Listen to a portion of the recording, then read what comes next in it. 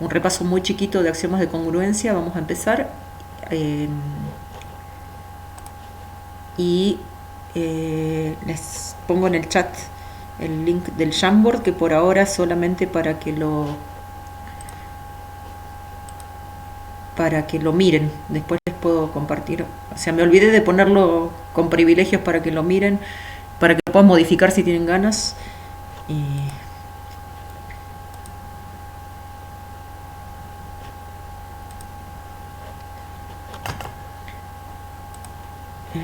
acá en el chat, y lo pongo también en el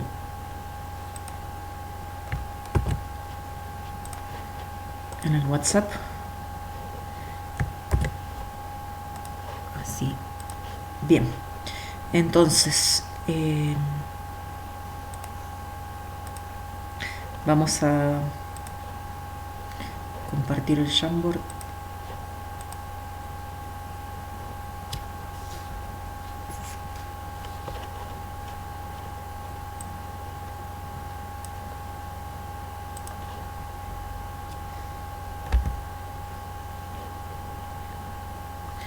Así. Bueno, entonces recordemos que los axiomas de transformaciones rígidas que estábamos del espacio son muy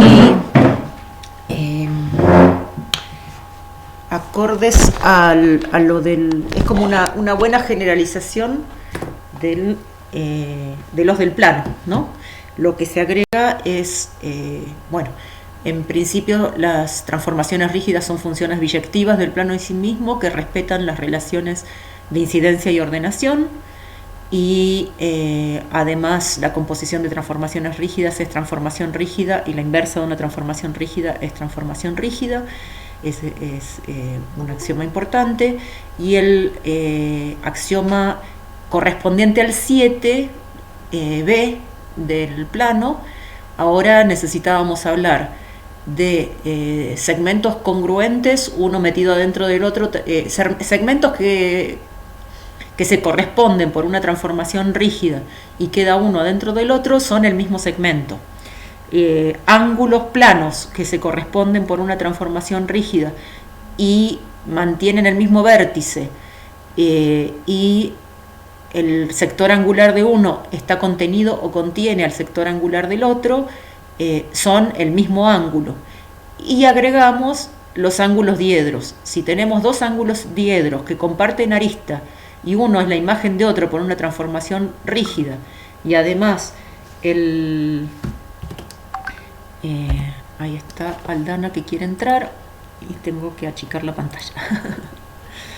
Hola Aldana. Es que está bien que me mandaste WhatsApp porque con la pantalla grande no veo.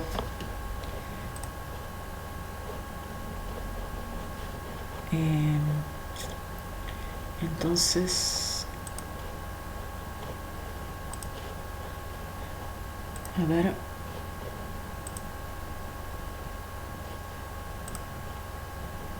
está. Y saco los mensajes y lo chico. Bueno, espero que más o menos bien la grabación. No sé cómo. No tengo muchas críticas de mis grabaciones, pero no edito nada yo, chicos. Les pido disculpas, pero no sé editar. Así que quedan en crudito. Bueno, entonces estábamos viendo de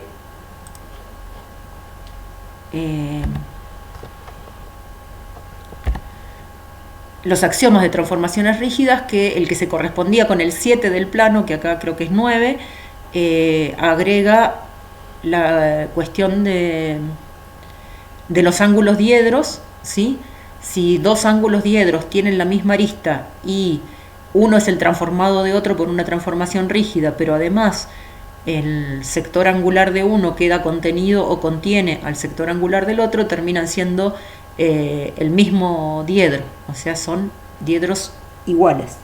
Entonces, y el último de los axiomas, que es muy importante, que es el de cómo queda definida la transformación rígida por conocer cómo actúa la función biyectiva en una terna que ahora, por eso es terna, antes necesitábamos semirrecta, semiplano, ahora tenemos que completar con semiespacio.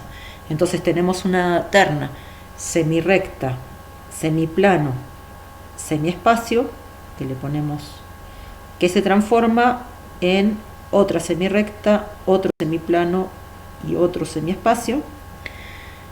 Y teniendo el dato de cómo esta terna se transforma en esta terna, la transformación queda completamente determinada, entonces puedo conocer la imagen de cualquier punto del espacio sabiendo cómo se transporta esta terna, porque justamente la rigidez lo que hace es arrastrarme todo el dominio a todo el codominio de manera rígida. Entonces, conociendo qué le pasa a esta terna, tenemos completa entonces la información para saber cuál es la imagen de cualquier punto del espacio.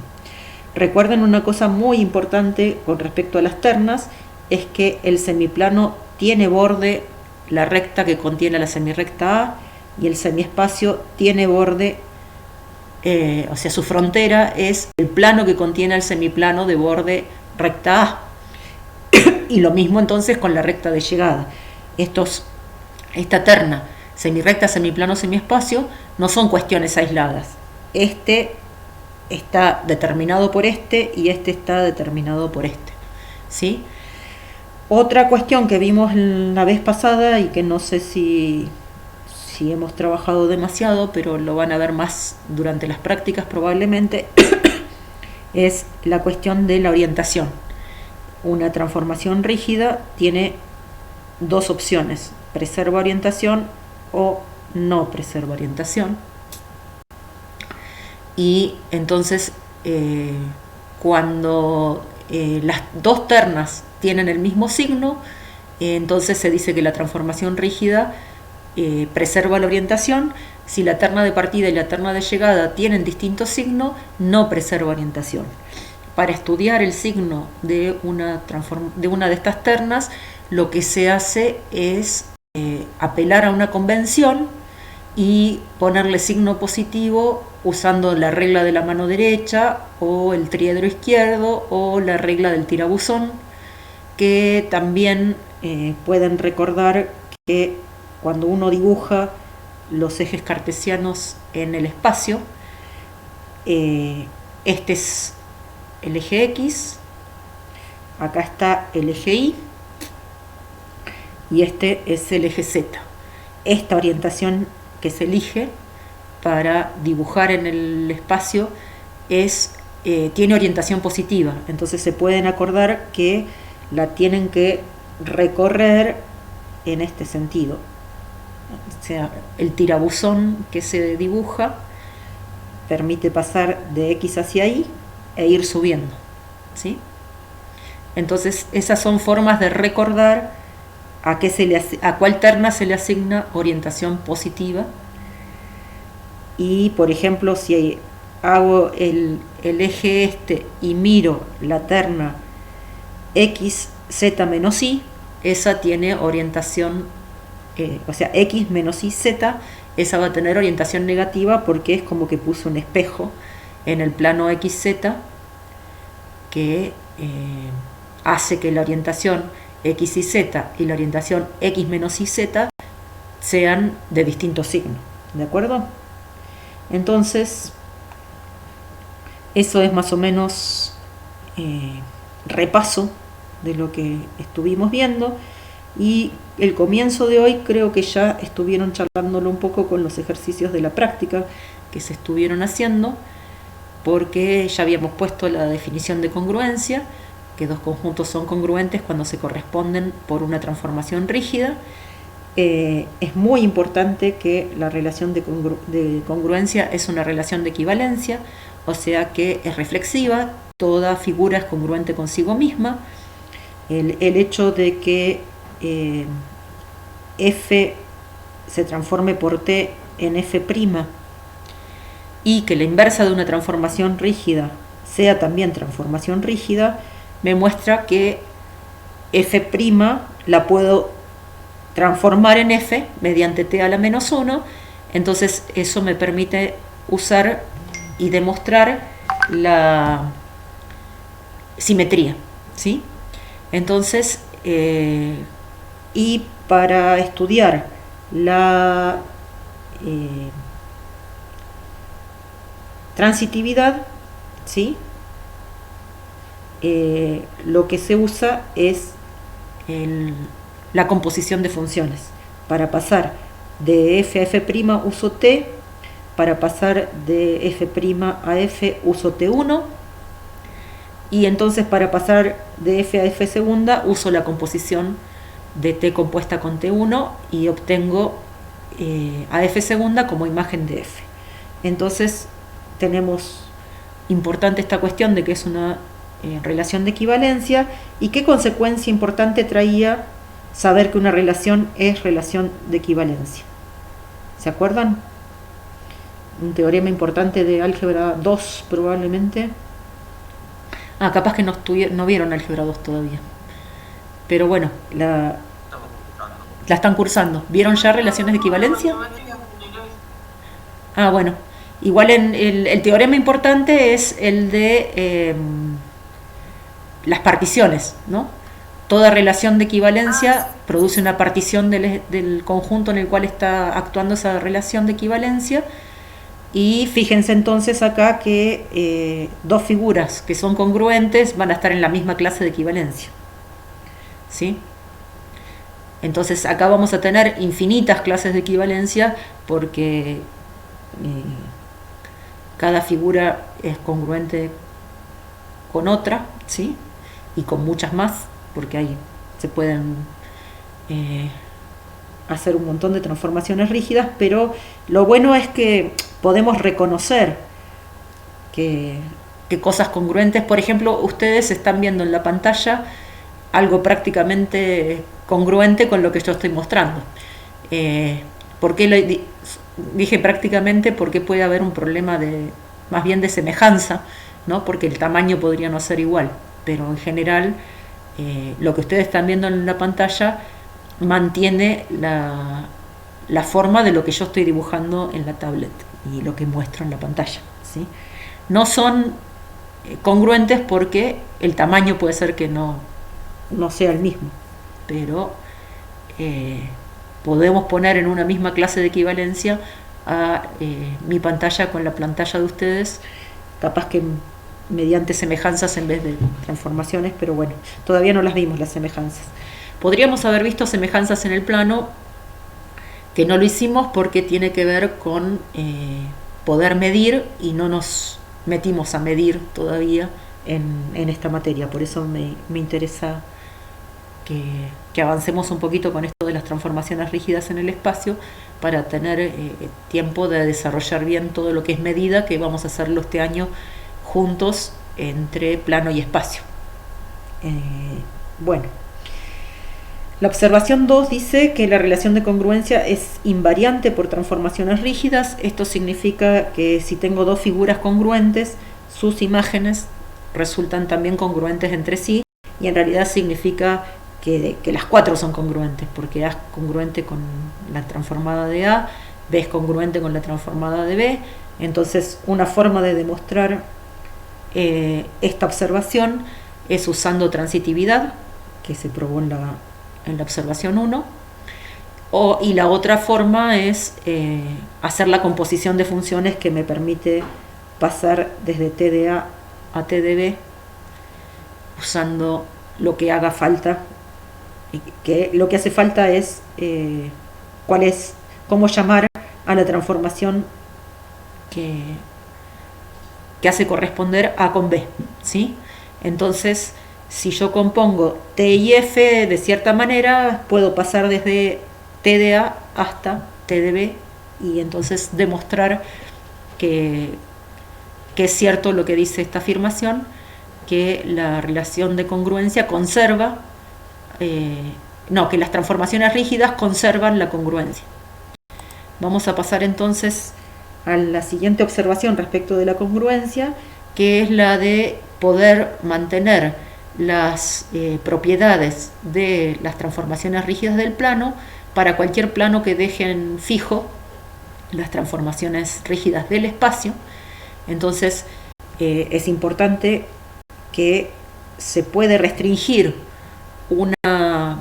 Si un plano por una transformación fija, si un plano por una transformación rígida queda doble, ¿sí? O sea, T del plano es el plano, entonces puedo pensar en lo que se llama una restricción de la transformación al plano, y la denoto así. Y esta señora ya no es T, sino que es la restricción de T a ese plano, y entonces lo bueno es que cumple con toda la axiomática del plano, y entonces puedo usar las cosas que tenía en el plano. Por ejemplo, la definición de punto medio de un segmento en el espacio es exactamente la misma que ya tenía en el plano. O sea que no necesito volver a probar existencia y unicidad del punto medio de un segmento porque ya la tengo definida en el plano. Lo mismo para... no sé qué le pasa a la tablet. Para las rectas perpendiculares, si son secantes, dos rectas en el espacio, la definición de rectas perpendiculares es la misma en el plano que en el espacio. ¿Por qué? Porque al ser secantes, ambas rectas están en un plano, ¿sí? O sea que A y B, si A y B son rectas perpendiculares y secantes, el ángulo plano que forman entre ellas es congruente a su adyacente, ¿sí?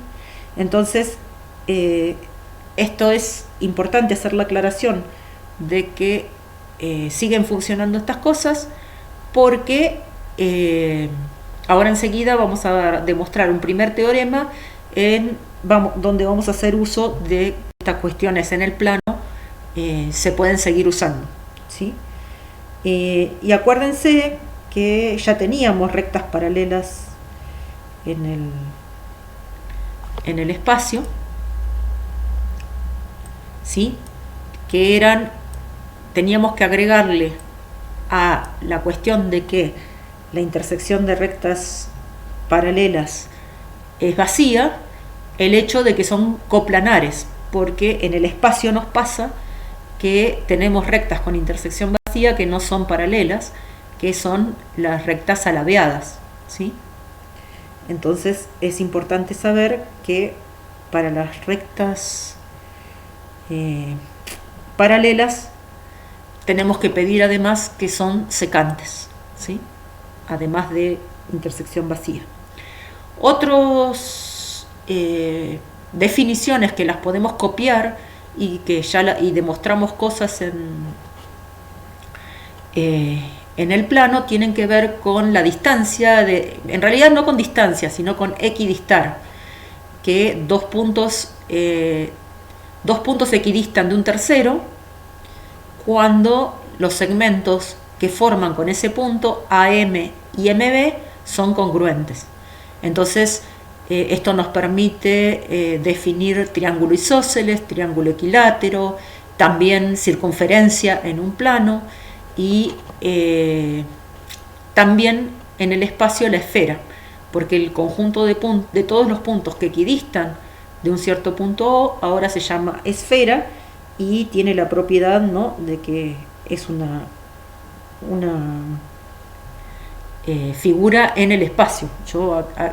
No es una circunferencia, es un conjunto de puntos coplanares que equidistan de uno dado, pero si le saco la condición de que sean todos coplanares, me puedo ir a moverme por el espacio, y entonces lo que obtengo como lugar geométrico de los puntos que están todos a la misma distancia de un punto dado O se llama esfera, ¿sí? Y cualquier punto de la esfera unido con O se lo conoce como radio de la esfera. Estas son definiciones que podemos ya poner porque estamos aceptando cosas que tenían que ver con el plano, aunque lo de la esfera pasa a ser en el espacio. Acá este plano de mediatrices constituye de nuevo un lugar geométrico. Si a mí me dan el segmento AB en el espacio, ¿sí? Recuerdan que en el plano la mediatriz era el lugar geométrico de los puntos que equidistaban de A y de B, ¿sí?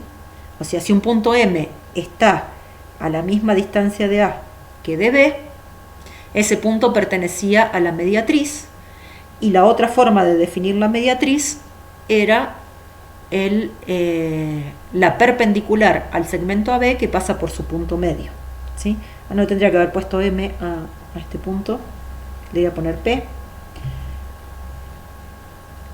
porque M era el punto medio del segmento, ¿sí? Mi B parece mayúscula, pero no es un problema de... Ahí está. Bueno, entonces lo que pasa ahora es que tenemos infinitos planos que contienen a este segmento, ¿sí? Que pasan por la recta que definen los puntos A y B.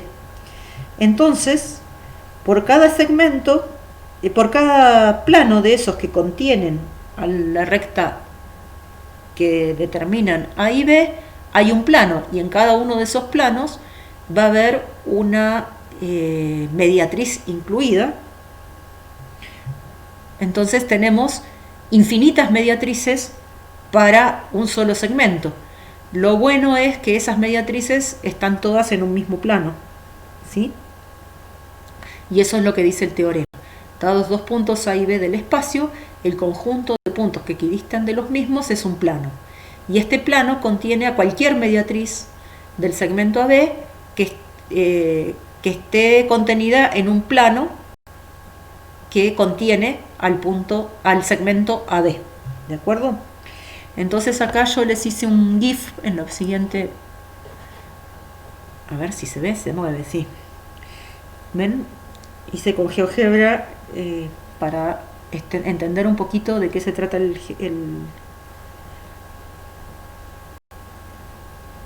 la demostración del teorema, porque lo que hacemos es, voy a la página anterior que tengo el dibujo quieto. ¿Qué decías, Tomás?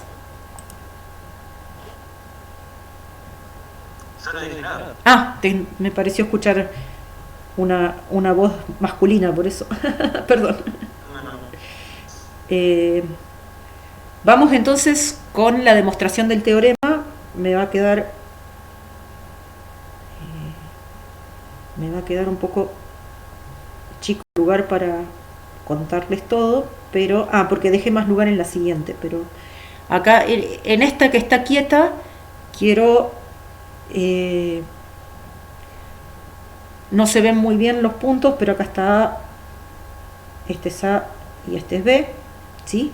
Que me determinan el segmento, y acá con este punto R' y este punto R tengo el plano formado por A, por B y por R, ¿sí? Que no está dibujado, y el plano que pasa por A, por B y por R'. ¿De acuerdo?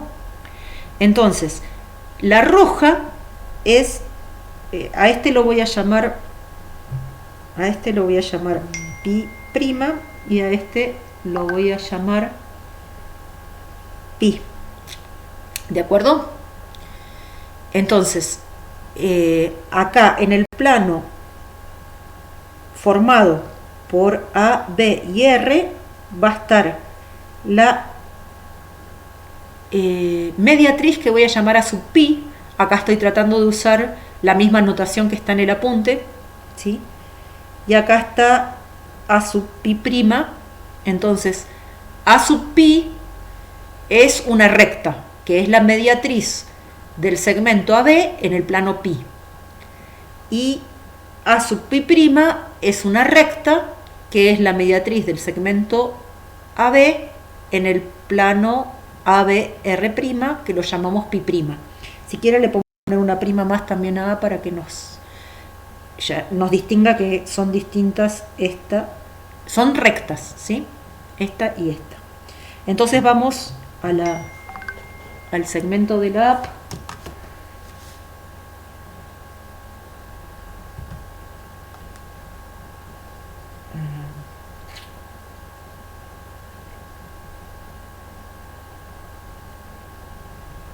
Esperen que contesto un...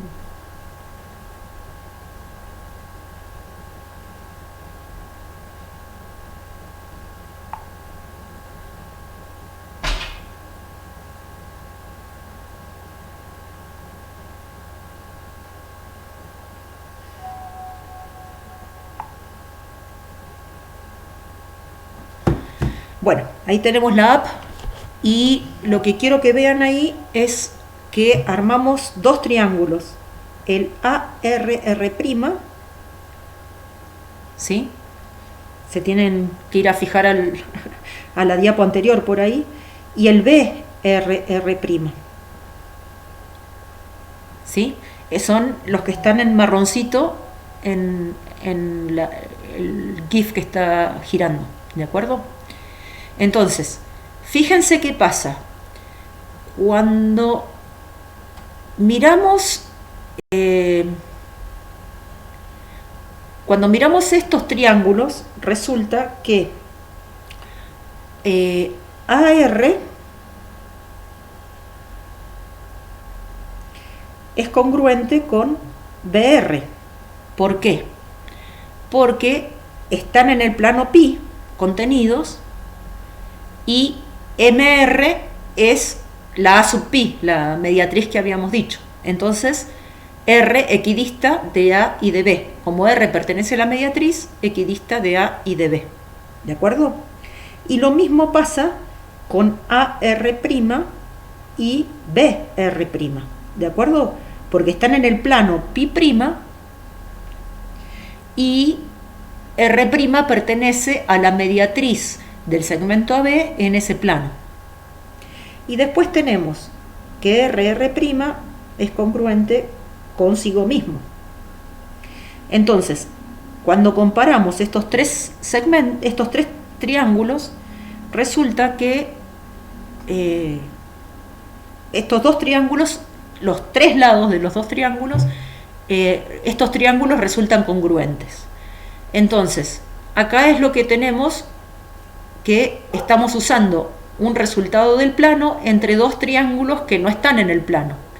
Sin embargo, tenían como ejercicio probar que los criterios de triángulos siguen funcionando en el espacio, ¿sí? Simplemente porque, por ejemplo, si yo tengo que comparar este triángulo con este triángulo que están en distintos planos, ¿sí? Yo puedo mandar con una transformación rígida este triángulo a otro y comparar en este plano estos dos. ¿Está bien? Porque una vez que los tengo a los dos en el plano, ya estoy tranquila. Entonces, ¿cómo hago para comparar el primero con el tercero? Componiendo. Tengo una composición que me lleva este triángulo al segundo y del segundo al tercero. Entonces, y del segundo al tercero es por criterio de congruencia de triángulos. Entonces puedo pasar con una transformación que es la composición de esas dos, del primero al tercero, y son válidos los criterios de congruencia de triángulos. ¿De acuerdo? Entonces, ¿qué conclusión arribo yo de saber que estos dos triángulos ahora los puedo poner como congruentes? Si dos figuras son congruentes, existe una transformación rígida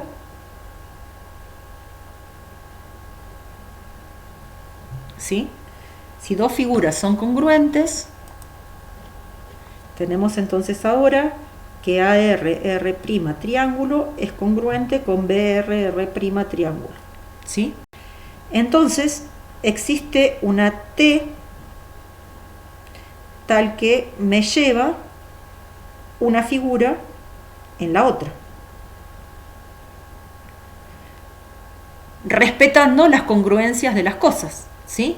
Entonces, ¿cómo me va a transformar el segmento AR esta T que me lleva todo el triángulo en todo el triángulo?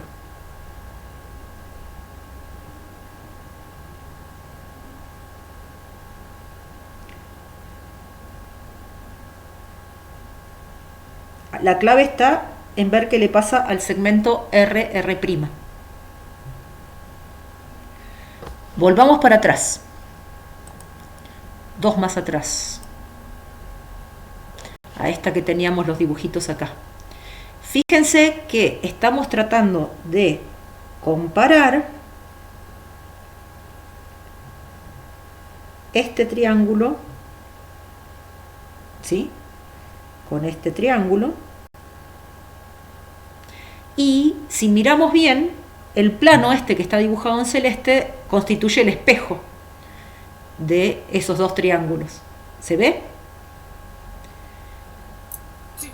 Bien, entonces si volvemos para adelante y vamos acá, lo que está pasando es que el segmento RR' quedó fijo. El punto A se transforma en B y el punto R se transforma en R, porque es fijo, ¿sí?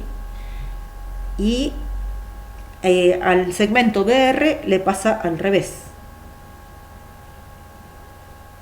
Entonces, acá voy a usar algo que es importante, que es que este segmento es de puntos fijos, porque si R va a R y R' va a R', cualquier punto entre se tiene que quedar fijo. Y cualquier punto que está en la recta, RR', tiene que ir a sí mismo, porque la recta es doble, pero fija. Entonces la conclusión que saco es que si N pertenece a la recta RR' y es cualquiera, ¿sí?, entonces se queda donde está, ¿sí? Es punto fijo.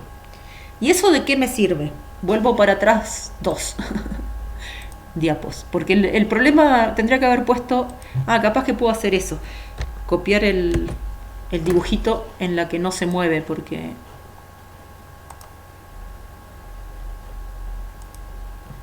no puedo dibujar arriba del que da vueltas, porque no me deja.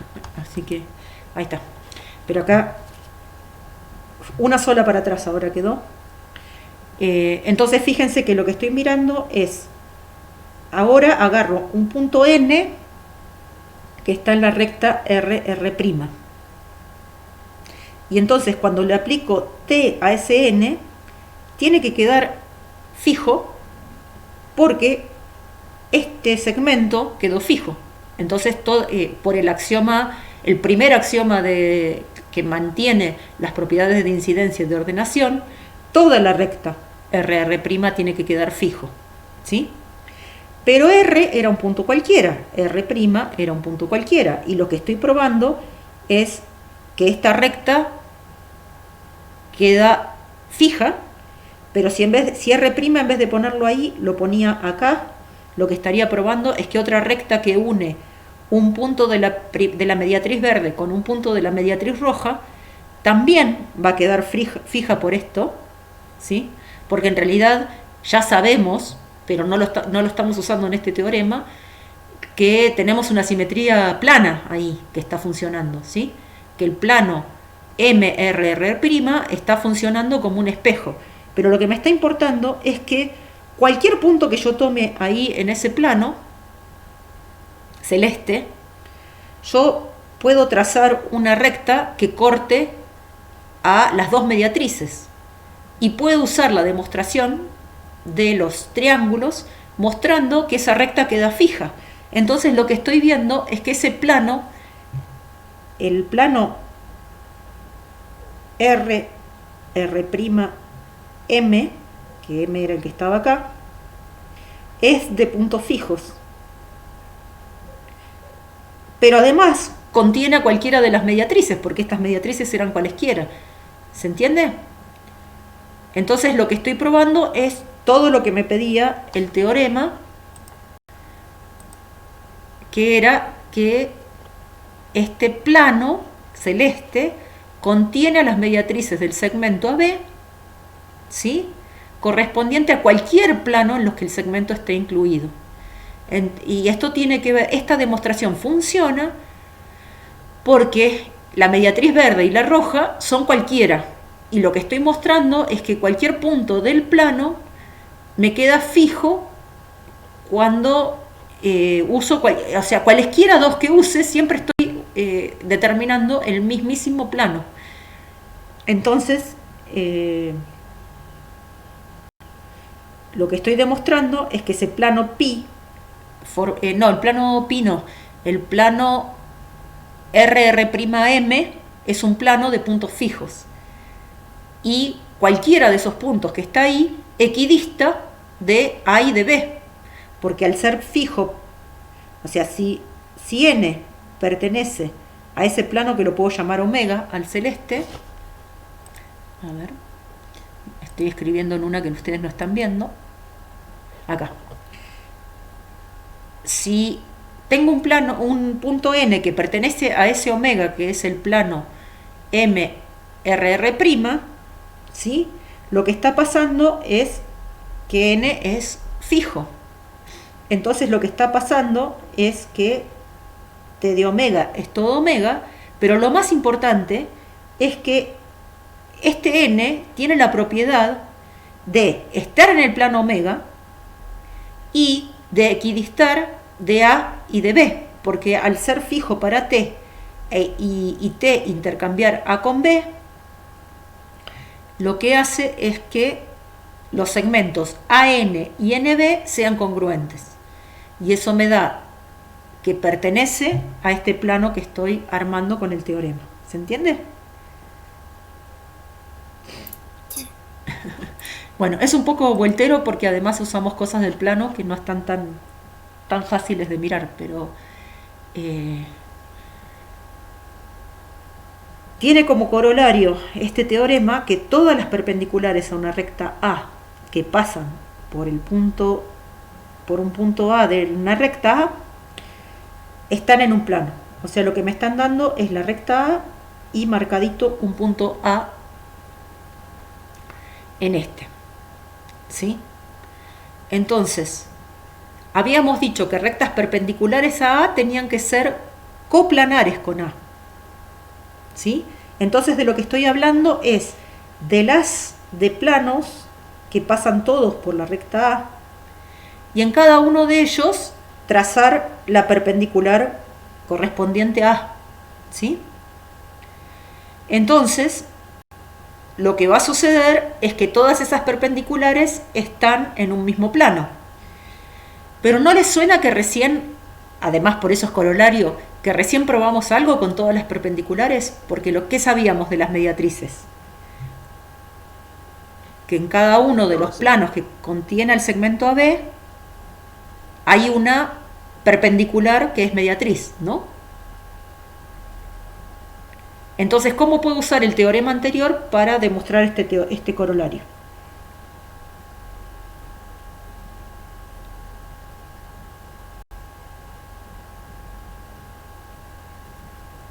Voy a borrar, estos que había dibujado acá, eran el haz de planos que contiene a la recta A. No es muy feliz haberlo llamado A este punto, pero lo que yo quiero encontrar es el plano que pincha digamos, o sea, de manera perpendicular, ¿de acuerdo? O sea que acá se forme un ángulo recto, pero con cualquiera de todas las rectas que pasan por acá, que están en este plano, se va a formar un ángulo recto con la recta A, porque este ángulo recto, no sé si se ve, pero se sale del plano que está dibujado, ¿sí? ¿A alguien se le ocurre cómo Eh, usar el teorema anterior para demostrar este corolario? sí, podríamos hacer, por ejemplo, que un, dentro de la recta A, un punto, por decirte, B y C, Ajá. al que AB es congruente con AC, Bien, o sea entonces que, A sería el punto medio del segmento BC. perfecto. O sea que Y vos lo ahí que usás el decís es teorema anterior. ponemos un punto C de este lado y un Sí, y un punto punto A, B de este lado. C. Como A resulta ser el punto medio, el plano de mediatrices de este segmento es el que necesito para tener este corolario, ¿sí? Ahora les corro eso Sí. y pueden ver que es esa la demostración. O sea, en vez de B y C le pusieron M y N acá, ¿sí? Pero es parecido a lo que se hacía en el plano, que también para buscar la recta perpendicular por un punto dado, se buscan dos puntos que equidisten de eso sobre la recta y se traza la perpendicular a la recta A, la mediatriz del segmento BC por el punto A. ¿De acuerdo? Muy bien, Tomás. Vamos entonces con el siguiente teorema que nos dice que si tenemos tres puntos, obviamente que están en un plano, A, B, C, si no están alineados, ¿sí? Determinan un plano. Entonces, entre los tres hay un lugar geométrico que es el de los puntos que equidistan de los tres puntos a la vez, ¿sí? Recién estuvimos mirando que los que equidistaban de estos dos era el plano de mediatrices, ¿no? Lo que equidistan de estos dos es otro plano de mediatrices. Pero el plano de mediatrices de este con el plano de mediatrices de este se van a estar cortando. Y se van a cortar en una recta. ¿Sí? Este puntito que está acá abajo tiene que pertenecer a ese lugar geométrico porque equidista de A, de B y de C. ¿Cómo se llamaba el punto que equidistaba de los tres vértices de un triángulo?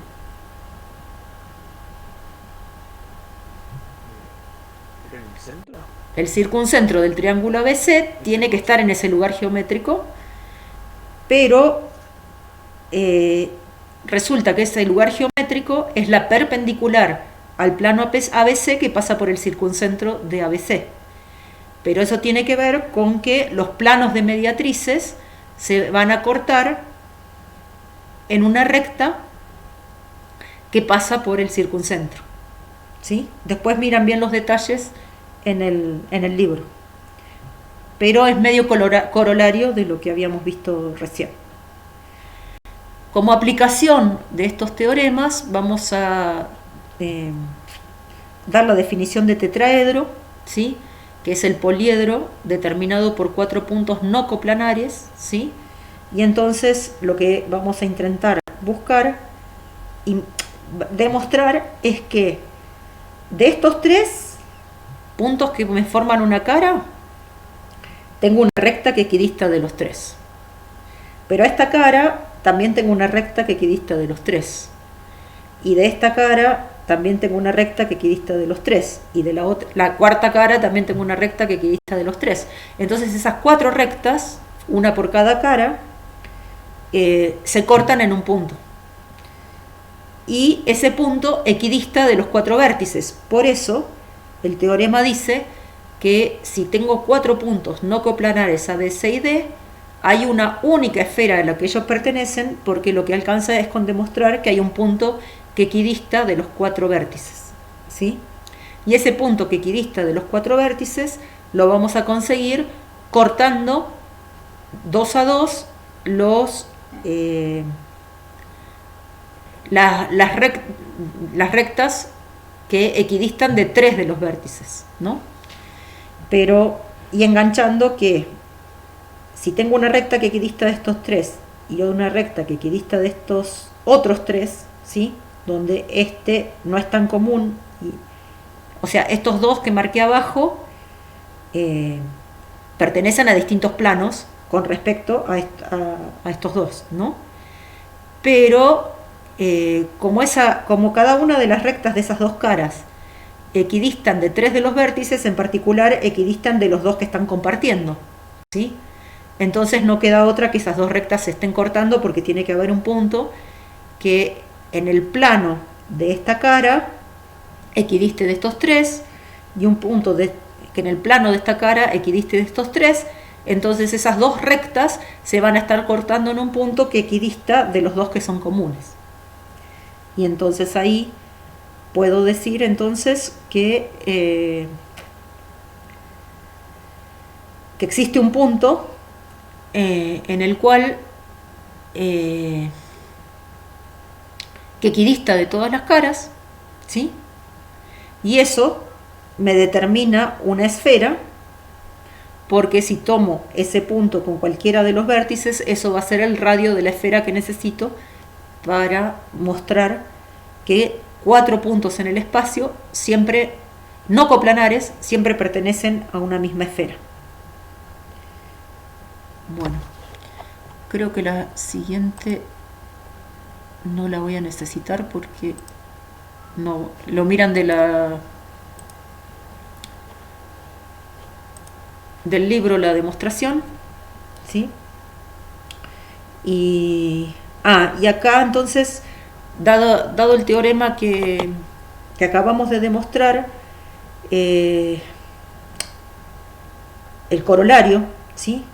Donde teníamos un punto A en una recta A y construíamos el plano de mediatrices del segmento MN, ¿sí? Podemos ver entonces que esa recta y ese plano son únicos en el sentido de la perpendicularidad, ¿sí? Entonces podemos decir que alfa y A son perpendiculares en el punto A, ¿sí? Y entonces hablar de que una recta es perpendicular a un plano cuando ese plano es plano de mediatrices de dos puntos determinados en la recta, ¿sí? Y entonces hablamos de recta perpendicular a un plano.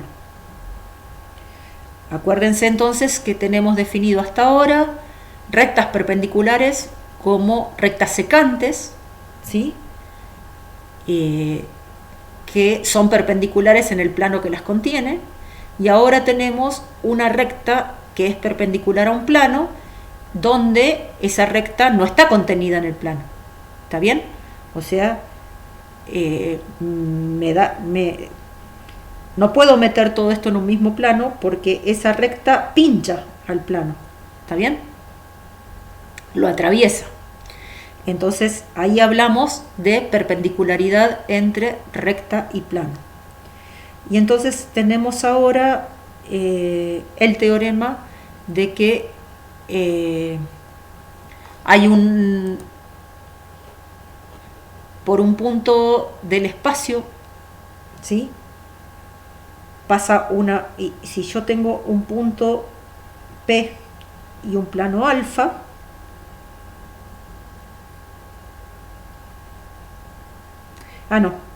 tengo un punto P y la recta A, perdón, me dan P y me dan la recta A, y tengo que poder construir el plano perpendicular a A que contiene a P, ¿sí? Entonces, pero la demostración es consecuencia de lo anterior, porque podemos trazar el plano que contiene a A y a P, ¿sí? Y trazar ahí la perpendicular, ¿de acuerdo? O sea, trazo la perpendicular en el plano pi, donde el plano pi está formado por P y A. Y ahí trazo la perpendicular P mayúscula que me corta a la recta A en el punto S. Ahí construyo el plano perpendicular del teorema anterior, del corolario anterior, y ese es el plano rojo, el que está dibujado en rojo acá, es el plano que estoy necesitando para demostrar la existencia. Entonces, ¿cuáles son los pasos para mostrar que este plano existe?